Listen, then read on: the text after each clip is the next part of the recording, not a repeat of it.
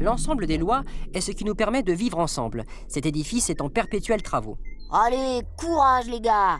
Cet édifice tient debout car il repose sur un socle solide. La Constitution.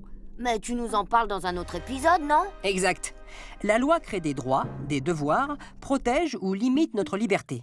C'est une décision collective prise par les représentants du peuple, le Parlement.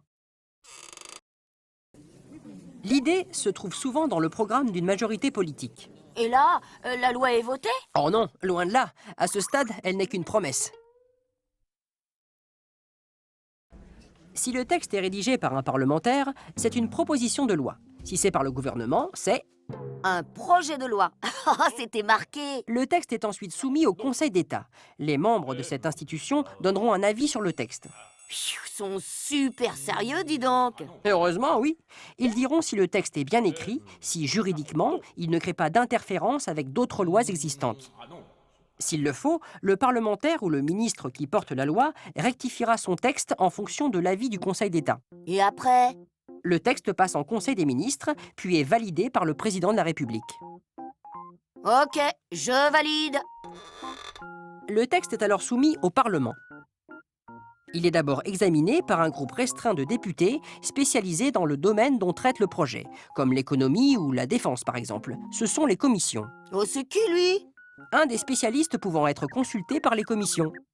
Il est marrant, il bouge tout le temps. Les commissions peuvent alors modifier, adopter ou rejeter le texte. Et s'il l'adopte? Le texte est alors débattu par l'ensemble des députés de l'Assemblée nationale. Qu'ils soient de la majorité ou de l'opposition, ils apportent des modifications en déposant des amendements. Oh là là, tous les amendements. L'Assemblée vote alors le texte? Oh, regarde, il part au Sénat. Oui, les sénateurs peuvent le modifier. Le texte repart alors à l'Assemblée. C'est la navette parlementaire.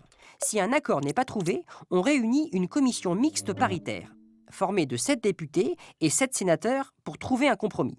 S'ils échouent, les députés auront le dernier mot. Quand la loi est enfin votée, elle est promulguée et publiée au journal officiel. Ouf, fini. Mais non, il manquera encore les décrets d'application, des précisions décidées par le gouvernement qui permettront que la loi soit applicable et trouve sa place définitive dans l'édifice.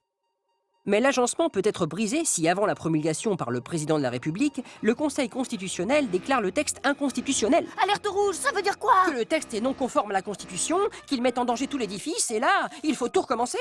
Oh non. Le projet, le Conseil d'État, le Conseil des ministres, les commissions, la navette parlementaire, la commission mixte paritaire... Et c'est reparti, mon kiki.